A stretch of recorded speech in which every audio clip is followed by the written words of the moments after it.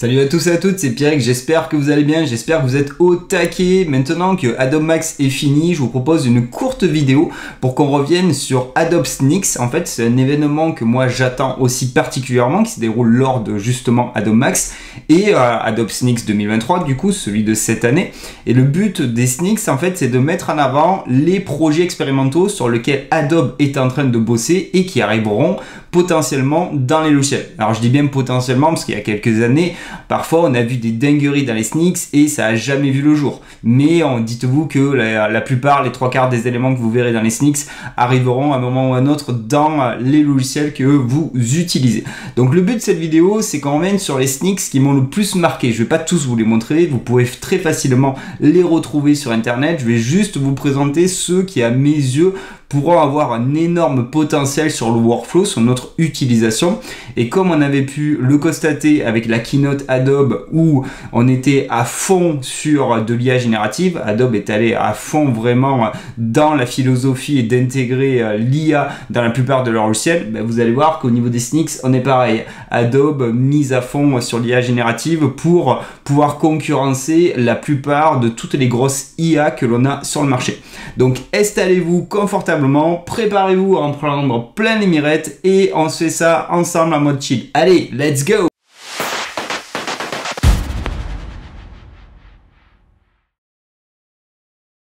Allez, on va commencer par le premier projet que j'ai bien aimé. C'était le premier qui a été présenté de toute façon lors du Sneaks de cette année. C'est le projet Fast Fill. On avait déjà vu des previews comment Adobe Firefly allait révolutionner l'utilisation de Premiere en fait, donc l'IA, comment va transformer et révolutionner votre façon de monter des vidéos et retoucher des vidéos. Et c'est le but du projet Fast Fill en fait, qui va permettre, comme le Generative Fill que vous avez dans Photoshop, d'ajouter, de supprimer des objets, et tout va se faire après dynamiquement tout en gardant les mouvements de la vidéo. Donc au niveau de l'exemple, ils ont ici pris en compte où on voit la personne qui est en train de faire avec la plume de sélectionner les parties qu'elle veut supprimer, où il y a des personnes, et elle lance le process de Fast Fill et en quelques secondes ça va supprimer toutes les personnes. Donc ça marche assez bien. Et après justement quand elle va relancer la vidéo, on voit quand même qu'on a une fluidité qui marche super bien, qu'à l'œil nu ça serait difficile à voir qu'il y a une retouche. Donc ça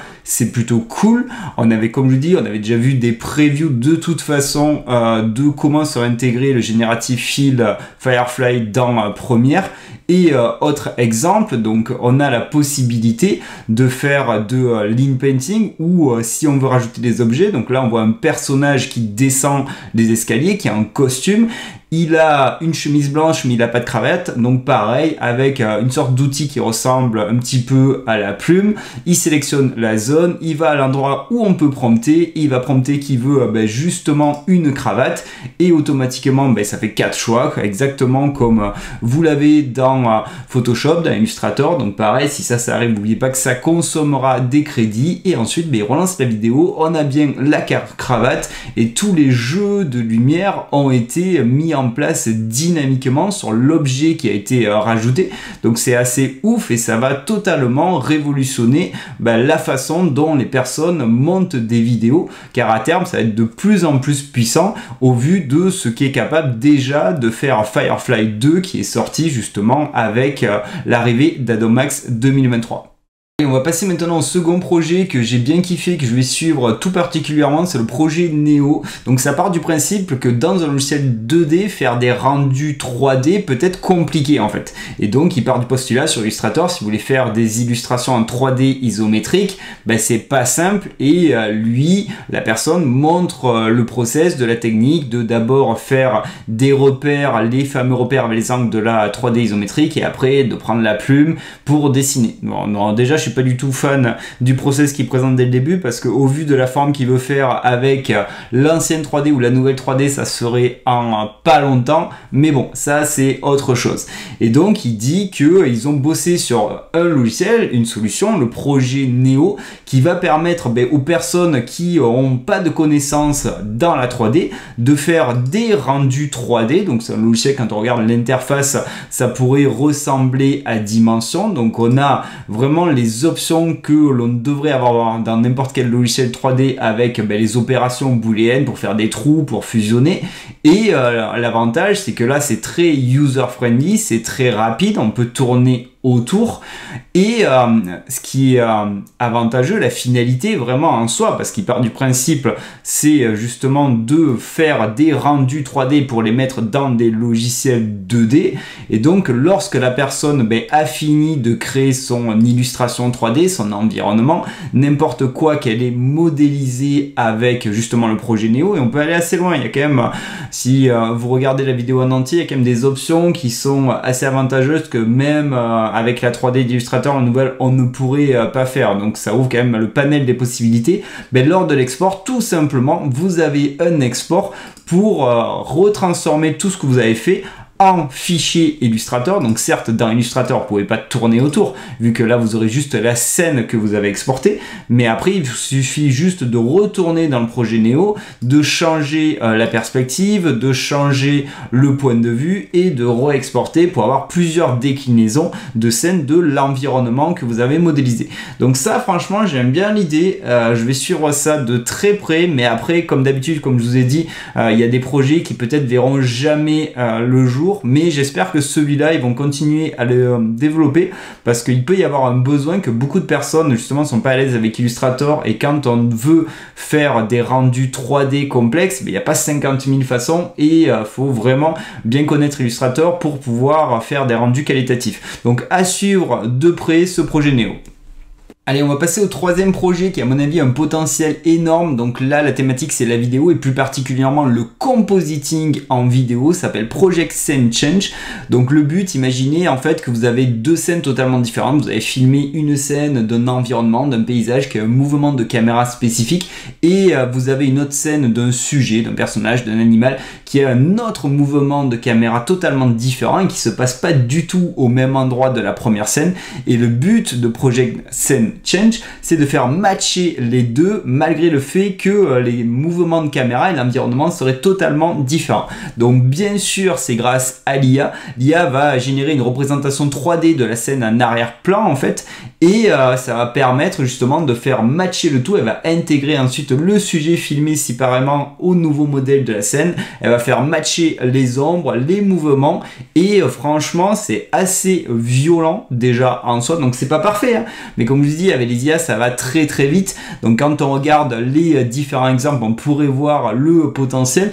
Alors le premier exemple, il est normal au niveau des éléments. Si on regarde la scène où on a les vidéos côte à côte, mais après les mouvements étaient quand même très différents entre la première et la deuxième vidéo, donc ça fait le job. Mais là où moi j'ai été calmé, c'est plus sur le second exemple où on voit la personne montre un petit mouvement où il s'est filmé dans le bureau, et après il prend justement son téléphone et il fait une vidéo à l'arrache sur une table où il y a une tasse et un sac, mais vraiment à l'arrache. Il fait exprès de beaucoup bouger pour qu'il y ait des mouvements de caméra totalement différents de celle initiale où il a été filmé.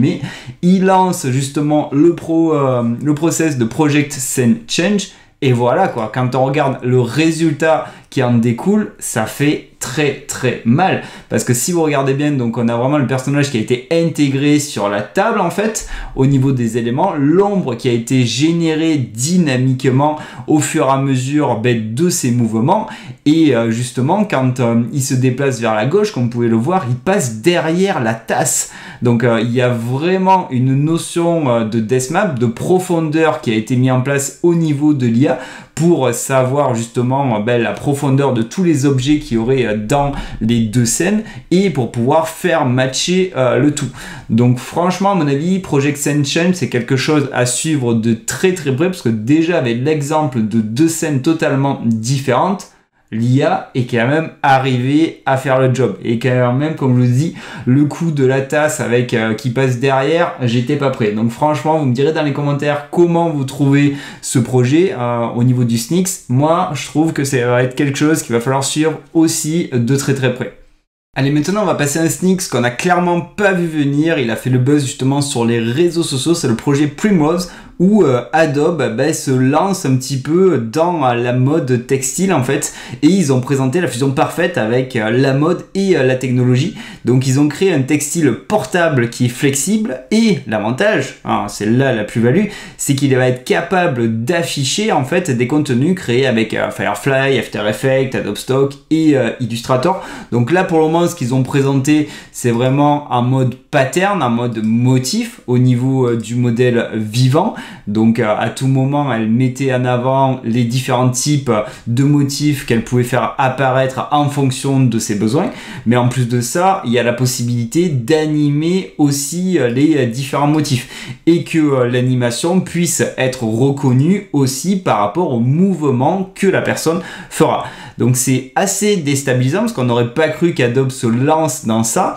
Mais en fait quand on regarde la doc, certes là ils l'ont présenté avec du textile, donc avec une robe, mais en fait ils énoncent très bien le fait, c'est que le but, cette technologie qu'ils ont fait justement, ces textiles connectés, souples et non tissés, qui vont pouvoir afficher ce qu'on veut, ça pourrait être utilisé sur des vêtements, sur des meubles et sur n'importe quelle autre surface.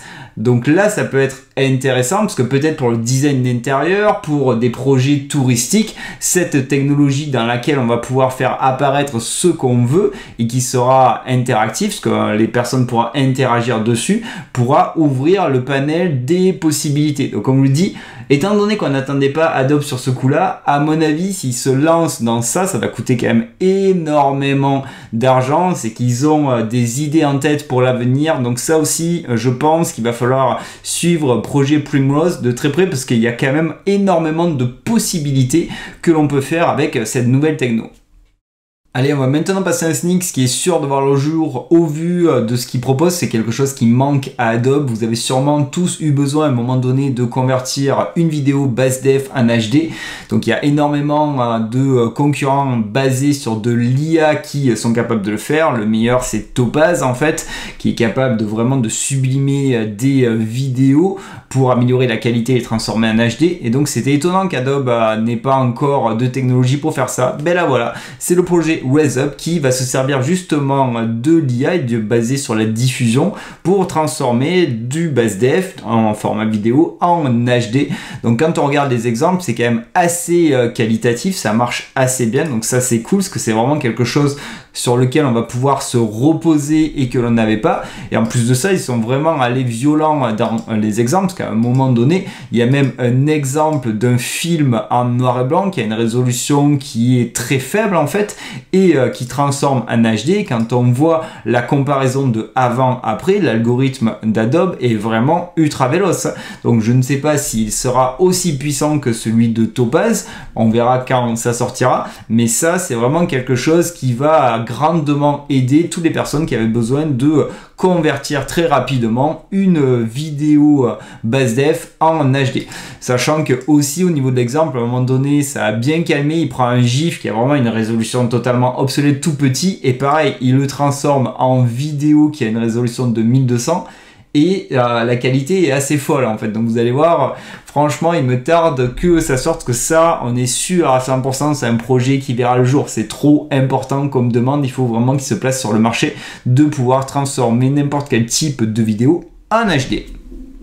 Allez, on va passer à un autre projet qui m'a bien interpellé aussi, que j'étais content de voir qu'Adobe se place enfin sur ce marché-là, c'est le projet DubDubDub. Donc c'est qu'Adobe va enfin concurrencer d'autres grands acteurs de l'IA au niveau de l'audio et de la vidéo. Donc ils veulent concurrencer Eleven Labs, pour ceux qui connaissent, et Agen en fait, qui sont des technologies capables de cloner la voix et de faire des audios dans énormément de langues. Donc c'est le but du projet DubDubDub, c'est que vous allez pouvoir cloner votre propre voix ou cloner n'importe quelle voix. Vous allez donner une ressource audio et vous allez pouvoir lui demander de faire justement la voix dans plus de 70 langues. Et étant donné qu'il a la ressource, tout ce qu'il va générer, en plus de cloner votre voix, il va s'adapter à votre ton, à votre cadence et à l'acoustique de la référence audio que vous avez mis en place. Donc ça c'est plutôt intéressant. Et ensuite, ce qui est cool, c'est qu'ils veulent vraiment concurrencer aussi Agen, qui avait fait le buzz il y a quelques temps avec justement la possibilité, quand on lui donnait une vidéo en entrée, une vidéo d'un personnage en entrée, de cloner en même temps la voix et de changer la langue tout en adaptant, puisque c'est une vidéo, la synchronisation labiale, et donc c'est ce que va faire aussi projet DubDubDub. Donc à terme, on voit quand même que Adobe va vraiment concurrencer la plupart de toutes les IA génératives que l'on a sur le marché, parce que là on est vraiment sur le clonage audio et changer la langue d'une ressource audio ou vidéo en un clic. Et ça franchement c'est plutôt très très fort.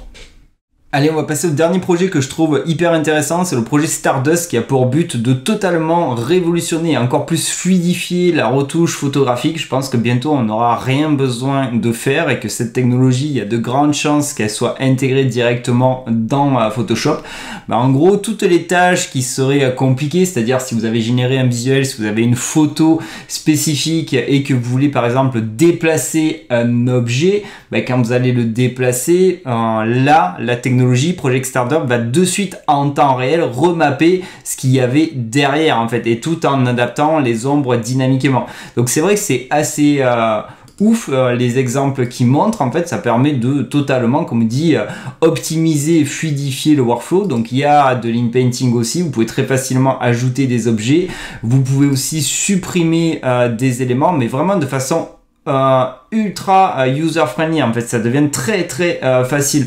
Donc à mon avis, comme je vous ai dit, ça ils sont en train de le bosser, ils le testent, ça s'appelle projet Stardust, mais ça va clairement être l'avenir de ce qu'on aura dans Photoshop, où la mise en place de retouches photographiques et la mise en place de compositing ne demandera aucune appétence. En fait ça sera l'IA qui fera tout, et c'est là pour la raison pour laquelle je vous dis depuis pas mal de vidéos, faites gaffe au crédit génératif, parce qu'à terme, dans les semaines, mois, années à venir, on aura de plus en plus, ils le savent Adobe, c'est pour ça qu'ils ont intégré deux fonctionnalités qui se reposent sur le génératif, et donc il va falloir vraiment faire attention à notre utilisation des IA pour pas cramer nos 1000 crédits, si vous avez 1000 crédits ou 500, ça dépend les différents abonnements que vous aurez, et donc il faudra vraiment les utiliser à leur juste valeur. Mais on voit de suite qu'ils veulent que tous leurs logiciels deviennent beaucoup plus accessibles et grand public pour que la plupart des personnes soient capables de faire des compositing, des montages vidéo, de la retouche photo, qui soient capables de faire tout ce qu'ils veulent en fait. Bon les amis, on arrive déjà à la fin de cette vidéo. Là on a fait un tour d'horizon sur les sneaks que je trouvais le plus intéressant. Dites-moi dans la vidéo lesquels ou lequel vous trouvez le plus intéressant et que vous aimeriez voir arriver justement dans la suite Creative Cloud. Donc là avec Adobe Max et Sneaks 2023, on voit clairement vers quoi veut aller Adobe. Donc ils ont investi énormément dans l'IA. Lors de la keynote, c'était quasi les fonctionnalités qui montraient que de l'IA. Lors du Sneaks, c'est quasi que de l'IA aussi. Donc c'est intéressant parce que avec un seul et même abonnement quand même, ils veulent concurrencer la plupart de toutes les autres IA, comme je dis, les IA audio, les IA de vidéo, les IA qui permettent de passer d'une vidéo basse def à un HD. Donc franchement, à terme, on aura vraiment un abonnement qui sera vraiment hyper polyvalent, et Adobe a vraiment choisi son camp d'aller à fond dans l'intelligence artificielle, n'en déplaise à certains. Donc d'année en année, de semaine en semaine, de mois en mois, les logiciels vont devenir de plus en plus grand public, ce sera de plus en plus facile de faire des choses et on va de plus en plus prompter.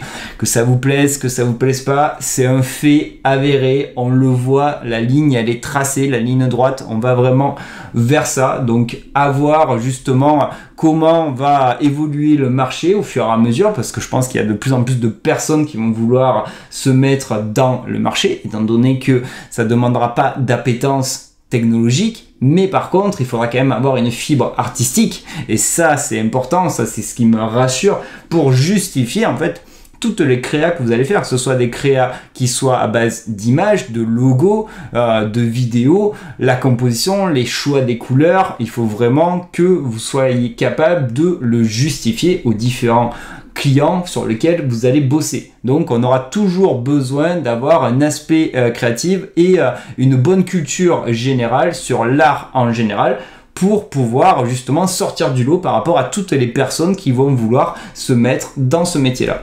Donc si cette vidéo vous a plu, montrez-le-moi. Le fait de faire une petite vidéo en mode breaking news pour montrer mon petit ressenti sur les sneaks, si ça vous a plu, faites-moi exploser les likes. Comme d'hab, si vous voulez louper aucune autre des prochaines vidéos, c'est facile. La petite cloche des familles, bim, vous cliquez et vous êtes notifié. Et si vous aimez bien le contenu que je fais, ça demande du temps, de l'investissement, je fais ça en dehors de mon travail, et que vous voulez aider au développement de la chaîne, je vous l'ai déjà dit, c'est vous qui ferez que la chaîne vivra ou pas, abonnez-vous, ça fait plaisir. Le but, c'est qu'on se crée une bonne petite communauté saine au niveau de la tech, de la créa, de la PAO et des IA, et qu'on s'entraide au fur et à mesure. Allez, moi je vous dis prenez bien soin de vous et je vous dis à bientôt pour de nouvelles aventures. Allez, salut, ciao, ciao!